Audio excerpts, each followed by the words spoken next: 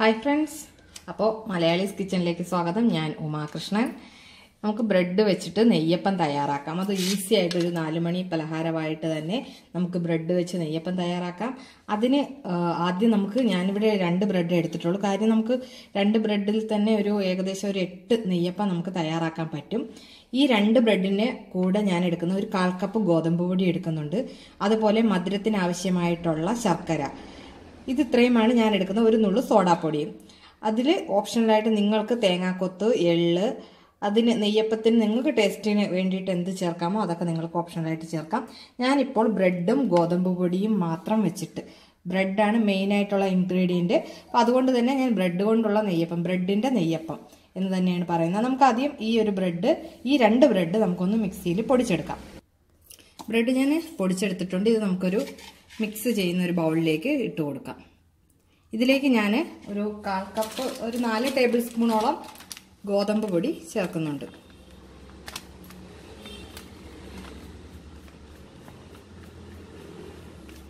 ഗോതമ്പ് പൊടി ചേർത്തിട്ടുണ്ട്. ഇനി നമുക്ക് ഒരു നുള്ള് സോഡാപ്പൊടി ചേർത്ത് കൊടുക്കാം.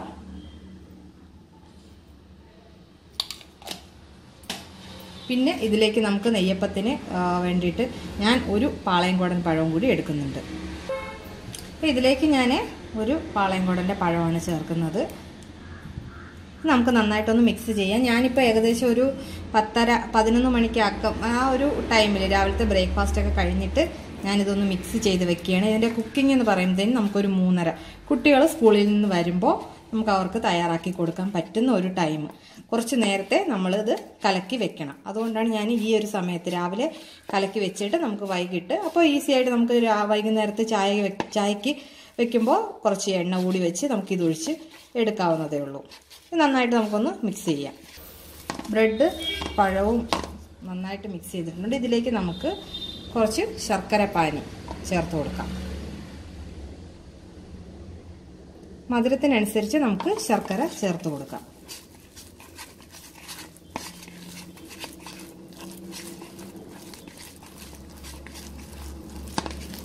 ഇപ്പോൾ നമുക്ക് ഈ ശർക്കരയും കൂടി ഒഴിച്ച് മിക്സ് ചെയ്ത് വെക്കാം വേണമെങ്കിൽ. അപ്പോൾ എന്തായാലും വെള്ളത്തിൻ്റെ ആവശ്യമുണ്ട്. ഇപ്പോൾ നമുക്ക് വെള്ളം ചേർക്കേണ്ട കാര്യമില്ല. നമുക്കിതുപോലെ കുഴച്ച് വെച്ചിട്ട് നമുക്ക് ചുട്ടെടുക്കാൻ നേരത്ത്, വൈകുന്നേരത്ത് അല്ലെങ്കിൽ എപ്പോഴാണോ നിങ്ങൾ തയ്യാറാക്കാൻ പോകുന്ന ആ ഒരു സമയത്ത് ലേശം വെള്ളം, അത് ഞാൻ ആ സമയത്ത് നിങ്ങൾക്ക് കുക്ക് ചെയ്യാൻ സ്റ്റാർട്ട് ചെയ്യുമ്പോൾ കാണിച്ചു തരാം. കാര്യം ഇപ്പോൾ നമ്മൾ ബ്രെഡ് പൊടിച്ചെങ്കിലും ആ ബ്രെഡിൻ്റെ ഒരു തരിതരിപ്പ് ഇപ്പോൾ ഇതിനകത്തുണ്ട്. അപ്പോൾ എന്തായാലും നമുക്ക് ഒരു 4 മണിക്കൂർ ഇതൊന്ന് പൊങ്ങി വരും. സോഡാപ്പൊടിയൊക്കെ ഇട്ടിട്ടുള്ളത് കൊണ്ട് ഒന്ന് നന്നായിട്ട് പൊങ്ങി വരികയും ചെയ്യും. നമുക്കൊരു 4 മണിക്കൂർ, കുറഞ്ഞതൊരു 4 മണിക്കൂർ നമുക്ക് വെയിറ്റ് ചെയ്യാം.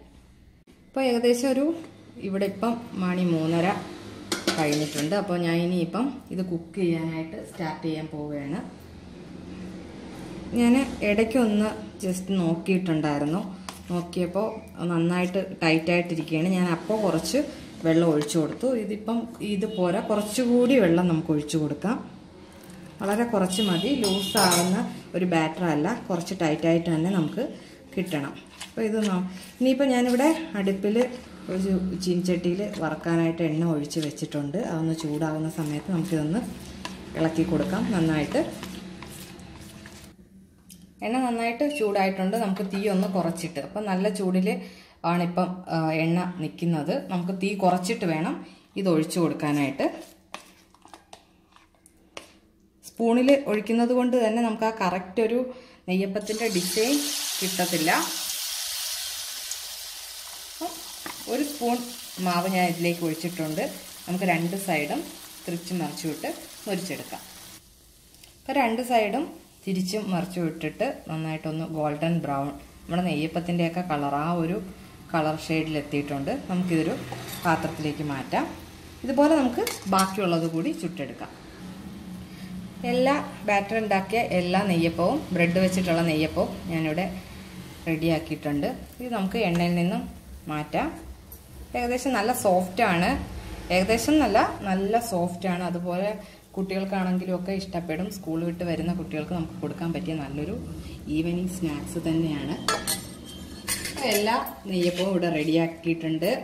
എല്ലാവരും ഇതൊന്ന് ട്രൈ ചെയ്ത് നോക്കുക. തീർച്ചയായിട്ടും കുട്ടികൾക്കും മുതിർന്നവർക്കും ഒക്കെ ഇഷ്ടപ്പെടുന്ന ഈസി ആയിട്ട് തയ്യാറാക്കുക. എന്ന് വെച്ച് കഴിഞ്ഞാൽ രാവിലെ അല്ലെങ്കിൽ കുറച്ച് നേരത്തെ നമ്മളിത് തയ്യാറാക്കി വെക്കണം, ബാറ്റർ റെഡിയാക്കി വെക്കണം എന്നുള്ളത് ഒഴിച്ചു കഴിഞ്ഞാൽ കുട്ടികൾ വരുമ്പോൾ നമുക്ക് ഈസി ആയിട്ട് പെട്ടെന്ന് തയ്യാറാക്കി കൊടുക്കാൻ പറ്റുന്ന നല്ലൊരു ഡിഷാണ് ഈ ബ്രെഡ് വെച്ചിട്ടുള്ള നെയ്യപ്പം. നല്ല സ്വീറ്റാണ്, നല്ല ടേസ്റ്റിയാണ്. അപ്പോൾ എല്ലാവരും ഇതൊന്ന് ട്രൈ ചെയ്ത് നോക്കുക. Thank you. ബൈ.